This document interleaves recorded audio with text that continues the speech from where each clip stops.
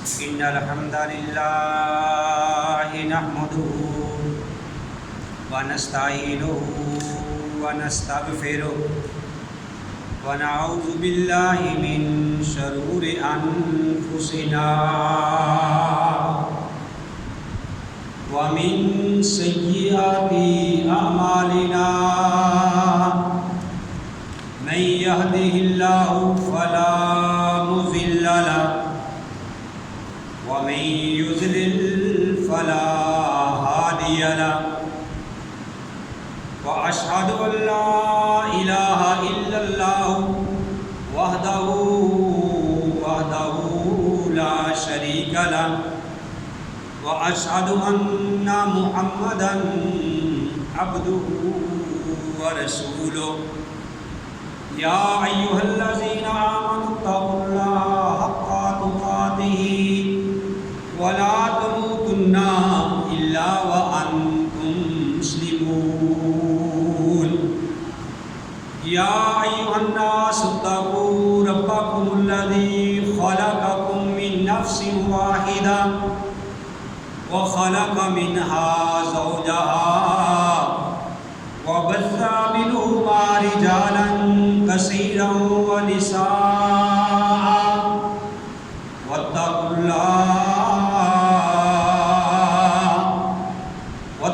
الله الذي تساءلون به والأرحام إن الله كان عليكم رقيبا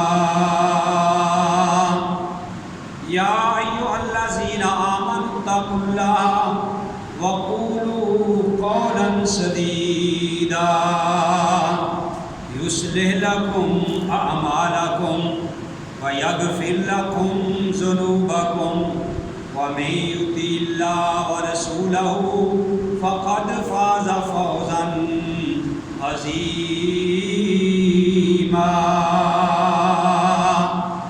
أما بعد فإن خير الحديث كتاب الله وخير الهدي هدي محمد صلى الله عليه وآله وسلم وشر الأمور محدثاتها وكل محدثة بدعة وكل بدعة ضلالة وكل ضلالة في النار.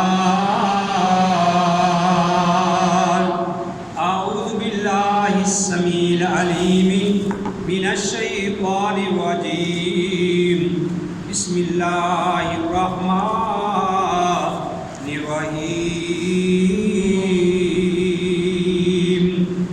قال الله تبارك وتعالى في سورة البينة إن الذين آمنوا وعملوا الصالحات أولئك هم خير البرية جزاؤهم عند ربهم جنات عدن تجري من تحتها الأنهار خالدين فيها أبدا رضي الله عنهم ورضوا عنه ذلك لمن خشي ربه. بے شک جو لوگ ایمان لائے اور انہوں نے اچھے عمل کیے یہی لوگ کائنات میں سب سے بہترین ہیں، سب سے بہتر لوگ ہیں. ان کا بدلہ اللہ کے ہاں ایسے باغات ہیں جن کے نیچے سے نہریں بہہ رہی ہوں گی اور اس میں وہ ہمیشہ ہمیشہ رہیں گے. اللہ ان سے راضی ہو گیا اور وہ اللہ سے راضی ہو گئے اور یہ باغات ہر اس آدمی کو ملیں گے. ذالک لمن خشی ربہ، جو اپنے رب سے ڈر گیا. محمد کی جس دل میں الفت نہ ہوگی سمجھ لو کہ قسمت میں جنت نہ ہوگی.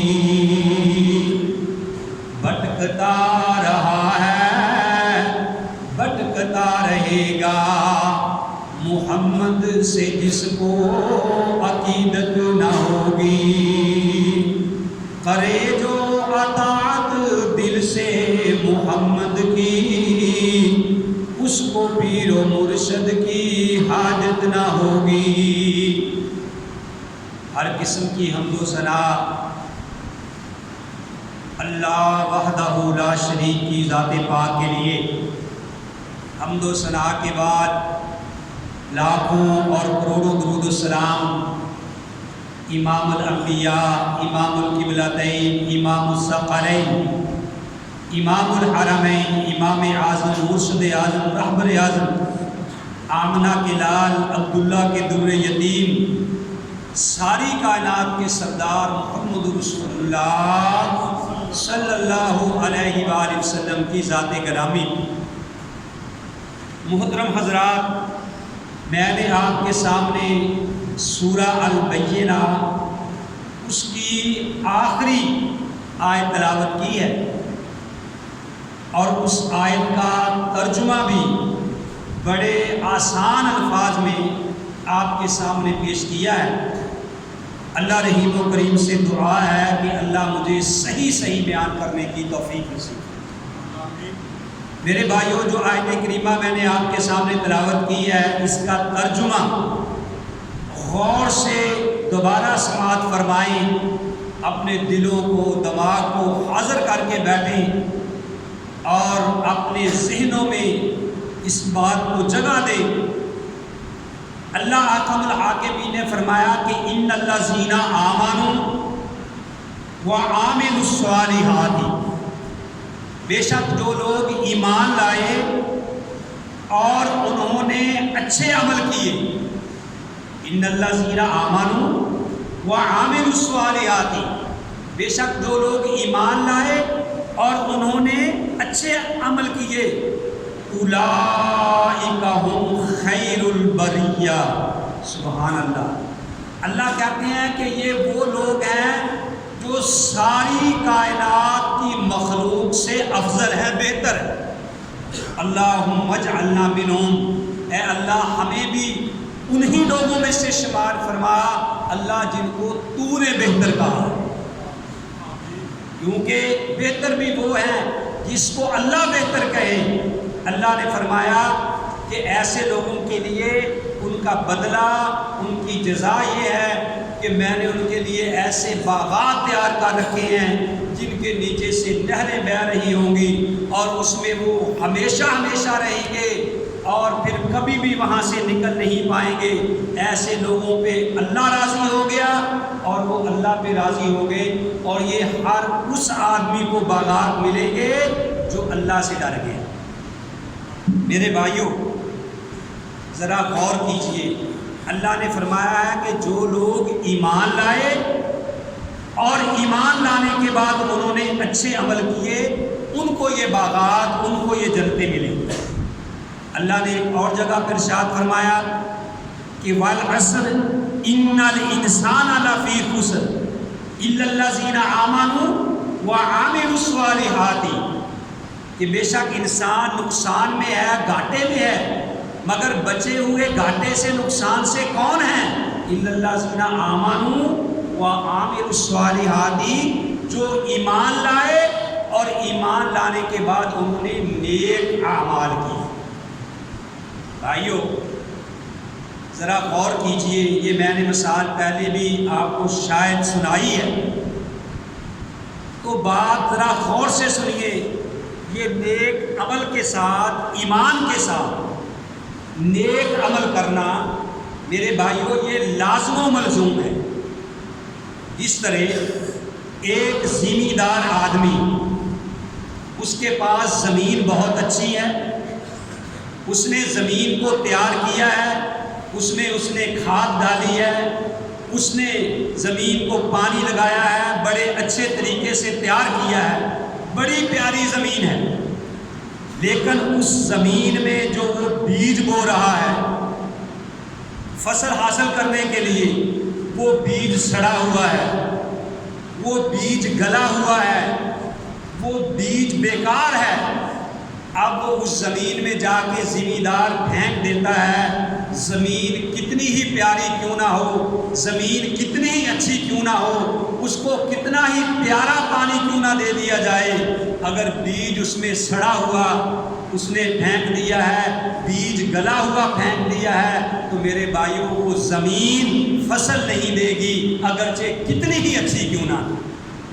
اسی طرح ایک آدمی کے پاس بڑی اعلیٰ قسم کا بیج ہے، بڑی اعلیٰ قسم کا بیج ہے، لیکن جس زمین میں وہ بونے کے لیے جا رہا ہے وہ زمین بنجر ہے، اس میں ہل نہیں چلایا، اس کھیتی کو پانی نہیں دیا، لیکن بیج بڑا مہنگا لے کے آیا ہے، بیج بڑی اعلیٰ نسل کا لے کے آیا ہے، اور وہ اس زمین میں جا کے پھینک دیتا ہے، میرے بھائیوں اس زمین سے فصل نہیں اگے گی، کیونکہ اس نے زمین کو تیار ہی نہیں کیا۔ زمیندار نے اگر فصل اچھی لینی ہے تو اس کے لیے زمین کو بھی بہتر بنانا ہوگا، اور میرے بھائیوں جو اس میں بیج ڈالنا ہے وہ بیج بھی اعلیٰ قسم کا ہو تو تب فصل اعلیٰ ہوگی، ورنہ اس کا بیج بھی بیکار جائے گا، فصل وہ حاصل نہیں کر سکے گا۔ اسی طرح میرے بھائیوں اللہ کہتے ہیں ان الذین آمنوا وعملوا الصالحات، جو لوگ ایمان لائے اور ایمان لانے کے بعد انہوں نے اچھے عمل کیے، ایسے بندوں کو جنتیں ملیں گی۔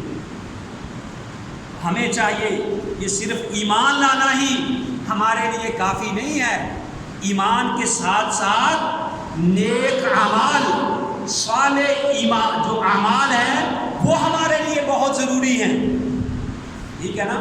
ہم کیا ایمان تو لے آئے ہیں، لا الہ الا اللہ تو کہہ دیا ہے، لیکن ہم اس کے تقاضے پورے نہیں کر رہے، ہم اپنی من مرضیاں کر رہے ہیں، ہم نماز بھی پڑھ رہے ہیں رسمی طور پہ، اللہ کا قرآن کہتا ہے سورہ عنکبوت ہے آیت نمبر غالباً 47 ہے اور پارہ 19 ہے، اللہ کہتے ہیں ان الصلاۃ تنہیٰ عن الفحشاء والمنکر، کہ بے شک نماز برائی اور بے حیائی سے روکتی ہے۔ ایک آدمی کہتا کہ میں نے اپنے استاد سے پوچھا کہ استاد جی اللہ کا تو قرآن کہتا ہے کہ بے شک نماز برائی اور بے حیائی سے روکتی ہے، لیکن ہم نے دیکھا ہے کہ لوگ 5 وقت کی نماز بھی پڑھتے ہیں، سود بھی کھا رہے ہیں، رشوت بھی لے رہے ہیں، وہ جناب گالی گلوچ بھی کر رہے ہیں اور لوگوں کا حق بھی مار رہے ہیں، لوگوں پہ ظلم اور زیادتیاں بھی کر رہے ہیں، سارا کچھ کر رہے ہیں، تو میرے تو مجھے نا اس بات کا بڑا میرے دل میں نا کھٹکا پیدا ہوتا ہے کہ اللہ کے قرآن نے تو یہ کہا ہے، تو پھر یہ کیا ہوا کہ لوگ ایسے بھی کرتے ہیں؟ استاد نے جواب دیا کہ بیٹا اصل بات یہ ہے کہ آپ اللہ کے قرآن کی آیت میں شک نہ کریں، آپ اپنی نمازوں میں شک کریں کہ آپ کی نمازیں درست نہیں ہیں، آپ کی نمازیں سنت کے مطابق نہیں ہے، اور جو بندے کو یہ علم ہو کہ جو بندہ جج کے سامنے عدالت میں 5 وقت جو ہے اس کو پتا ہو کہ میرا جج سے واسطہ پڑھنا ہے، میں نے اس کے سامنے پیش ہونا ہے، کیا وہ بندہ وہ مجرم کیا کوئی جرم کر سکتا ہے؟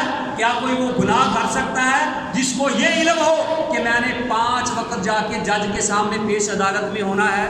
وہ یقیناً جرم نہیں کرے گا، وہ میرے بھائیوں زیادتی نہیں کرے گا۔ تو جو بندے کو یہ پتا ہو کہ ہم شہنشاہوں کے شہنشاہ، ہم اللہ مالک العلام اللہ ذو الجلال والاکرام، اس ہستی کے سامنے جا کے کھڑے ہونا ہے، کیا وہ بار بار ایسا ظلم زیادتی کرے گا؟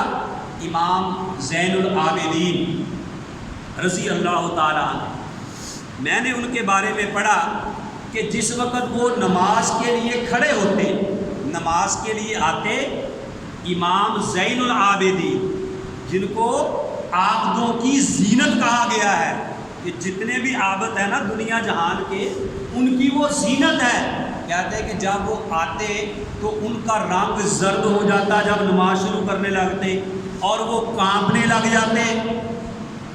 امام طاؤس کہتے ہیں کہ میں نے دیکھا کہ یار یہ اتنا کیوں کانپ رہے ہیں، ان کا رنگ نماز کے وقت ایسے زرد کیوں ہو جاتا ہے، ایسے کیوں ڈر رہے ہیں؟ میں دیکھوں تو صحیح کہ یہ سجدے میں کہتے کیا ہیں؟ کہنے لگے کہ جب وہ سجدے میں گئے تو میں نے غور سے سنا کہ وہ کہہ رہے ہیں عبیدوں کا بے بابی کا، سائلوں کا بے بابی کا، تیرا غلام تیرے در پہ حاضر ہے، سائلوں کا بے بابی کا، تیرا سائل تیرے دروازے پہ اللہ حاضر ہے، فقیروں کا بے بابی کا، تیرا یہ فقیر تیرے دروازے پہ حاضر ہے، مسکینوں کا بے بابی کا، یہ مسکین تیرے دروازے پہ حاضر ہے۔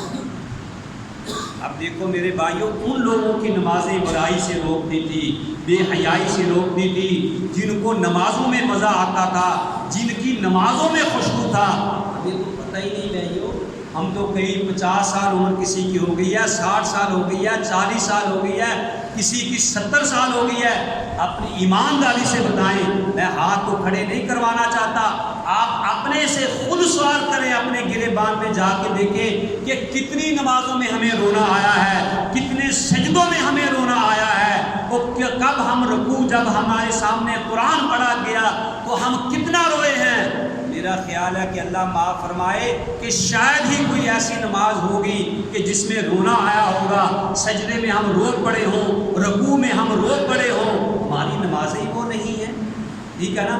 ہم تو نمازیں اسی لیے پھر نمازیں ہماری برائی اور بے حیائی سے ہمیں نہیں روک رہی۔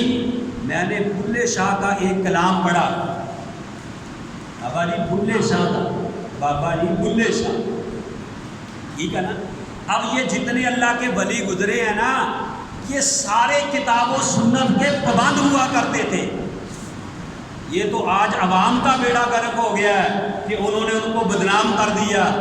وہ یہ باتیں تھوڑو کہہ کے گئے تھے کہ جو آج خرافات ان کی قبروں پہ ہو رہے ہیں، آج جس طرح ڈانس کیا جا رہا ہے، قبروں کا طواف کیا جا رہا ہے، وہاں میلے لگائے جا رہے ہیں، ڈھول ڈمکے بجائے جا رہے ہیں، اور آپ نیٹ پہ واٹس ایپ پہ دیکھتے ہیں جناب، فیس بک پہ دیکھتے ہیں کہ جیسے عورتیں جناب وہاں دھمال ڈال رہی ہیں۔ اللہ کی قسم، کل کی شاید بات ہے، میں دیکھ رہا تھا کہ ایک پیر نانگے شاہ وہ الف ننگا ناچ رہا ہے، ننگا، اور عورتیں بھی ساتھ دھمال ڈال رہی ہیں۔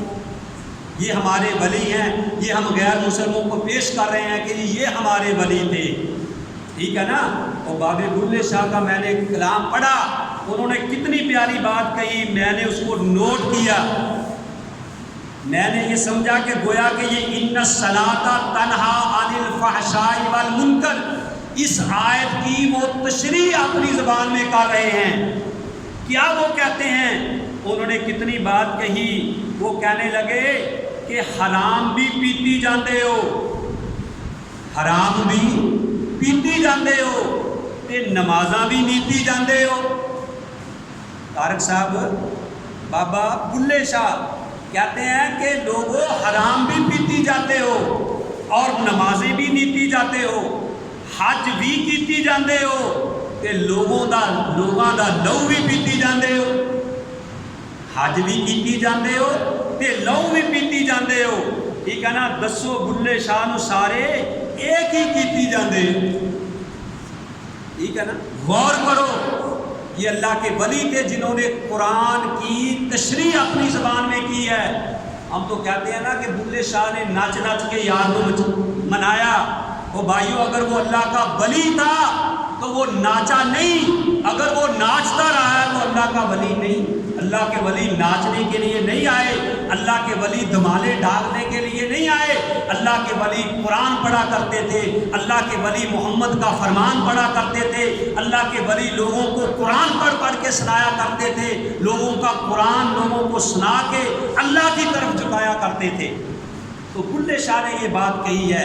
تو میرے بھائیوں، ہمارا واقعہ یہی حال ہے کہ نمازیں بھی ہم پڑھ رہے ہیں اور سارے کام اور بھی ہم کیے جا رہے ہیں۔ نماز میں برائی بے حیائی سے نہیں روکتی۔ اب دیکھو، یہ کرونا کی وبا آئی ہے، ٹھیک ہے نا؟ ہماری عبرت کے لیے یہ کافی تھی، ویسے کوئی بھی میت ہے ہماری عبرت کے لیے کافی ہے۔ میں فیس بک پہ دیکھ رہا تھا کہ کراچی کے اندر جو لوگ 10-10 ہزار 20-20 ہزار قبر کا لیا کرتے تھے نا، اب وہ 2-2 لاکھ کا مطالبہ کر رہے ہیں۔ یہ مسلمان ہیں جنہیں دیکھ کے شرمائی ہو، ٹھیک ہے نا؟ یہ میرے سامنے حبشہ بیٹھے ہیں، انہوں نے کہا کہ ہمارا یعنی ان کا کوئی فوت ہو گیا تو 11,000 روپیہ وہ مجاور مانگ رہے تھے، ٹھیک ہے نا، قبر کے لیے۔ یعنی آج مرنا بھی مہنگا ہو گیا ہے، غریب کو تو قبر بھی نصیب نہیں ہو رہی کہ جو قبر وہ 20-20 ہزار میں پہلے دیتے تھے کراچی میں، آج 2-2 لاکھ وہ مانگ رہے ہیں۔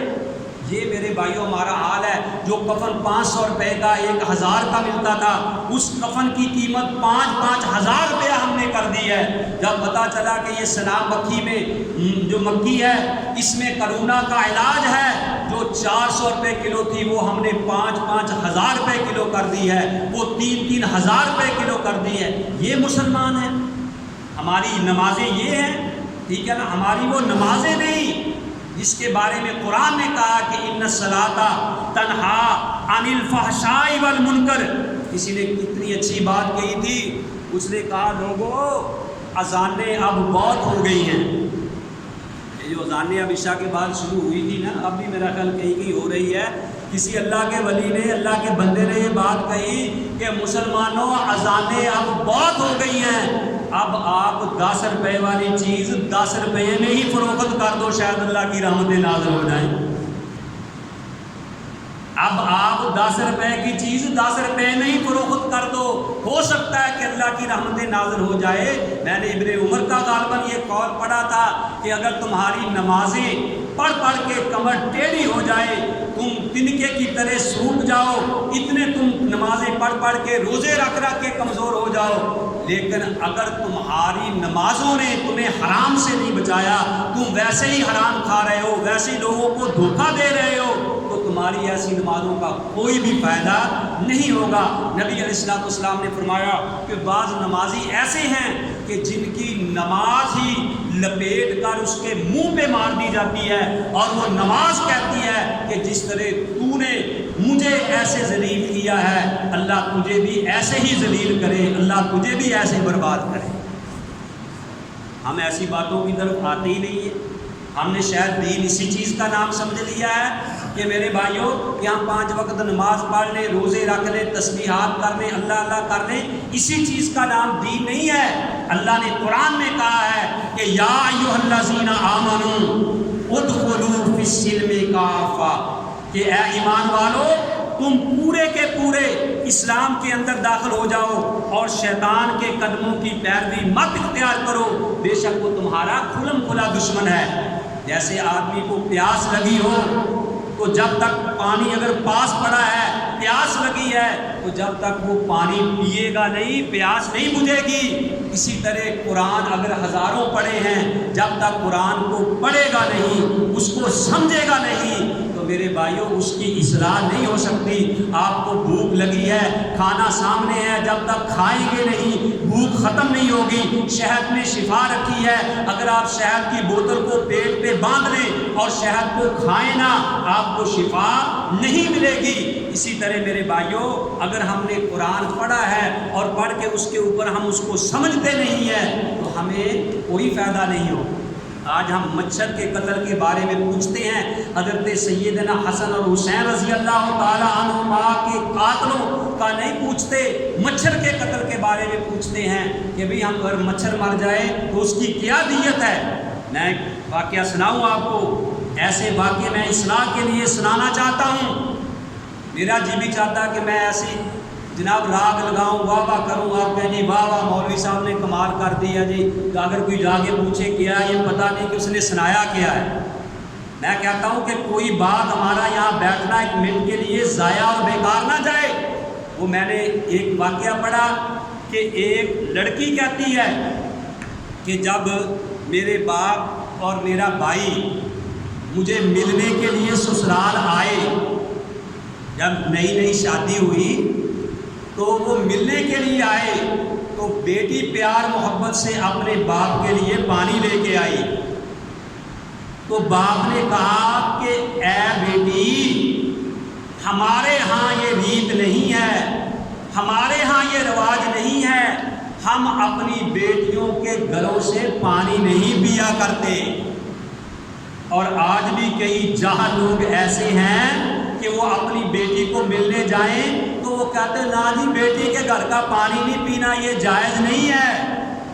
وہ کہنے لگی کہ باپ نے واپس کر دیا کہ ہمارے ہاں یہ ریت نہیں ہے، لہذا بیٹی پانی لے جاؤ۔ تو بیٹی کہنے لگی کہ میں حیران ہوئی کہ میرے باپ نے آج یہ کہہ کر پانی واپس کر دیا میری شادی کے بعد کہ باپ بیٹیوں کے گھر سے پانی نہیں پیا کرتے۔ تو جب میری شادی کے دن رکھے گئے، جب میری شادی کا پروگرام بنایا گیا، تو یہی باپ اور میرا بھائی میرے پاس ایک کاغذ لے کے آیا کہ اے بیٹی، ہمارے ہاں یہ ریت ہے، ہمارے ہاں یہ رواج ہے کہ بیٹیاں جو ہیں جب ان کی شادی ہو جاتی ہے تو وہ اپنی جائیداد سے دستبردار ہو جاتی ہیں، ان کا جائیداد میں حق نہیں رہتا، لہذا یہاں تو دستخط کر دے کہ اب تیری جائیداد میں کوئی بھی حق نہیں ہے۔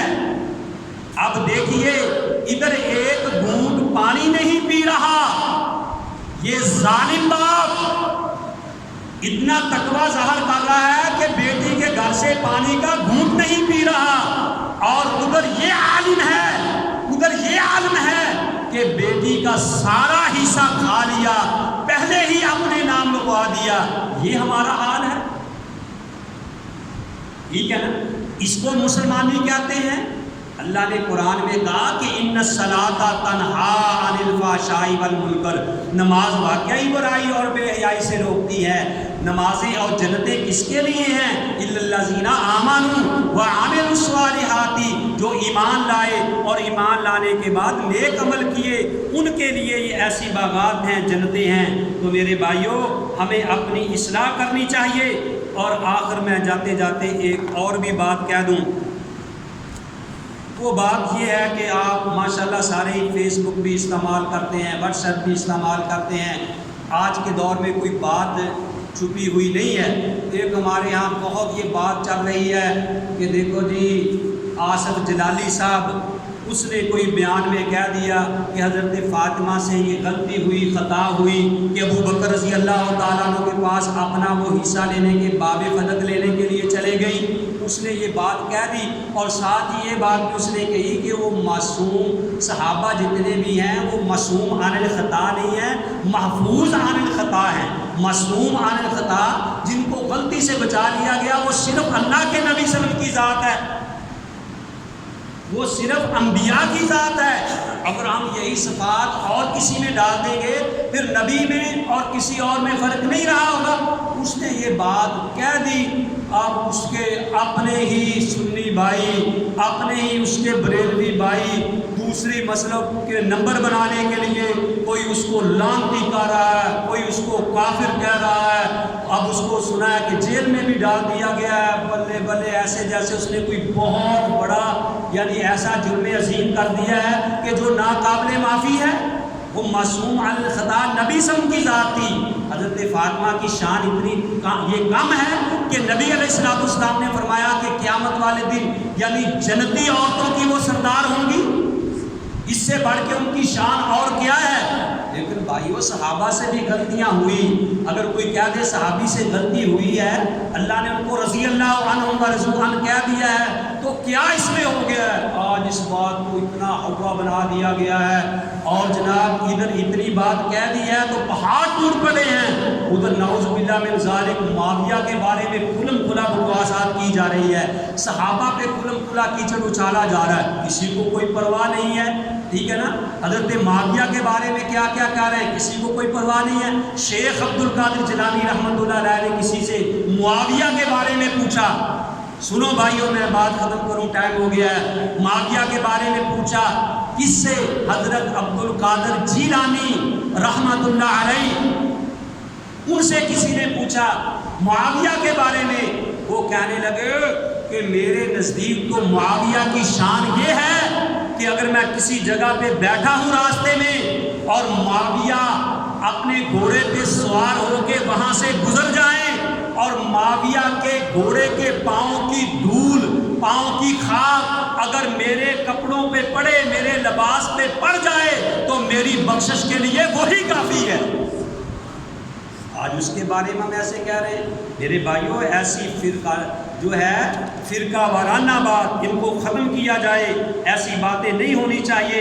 ہمیں اللہ کے قرآن کی طرف رجوع کرنا چاہیے، محمد عربی صلی اللہ علیہ وآلہ وسلم کے فرمان کی طرف جو ہے رجوع کرنا چاہیے۔ اللہ سے دعا ہے کہ اللہ تعالیٰ ہمیں کتاب و سنت کے مطابق زندگی بسر کرنے کی توفیق نصیب فرمائے۔ وما علیہ الا البلاغ۔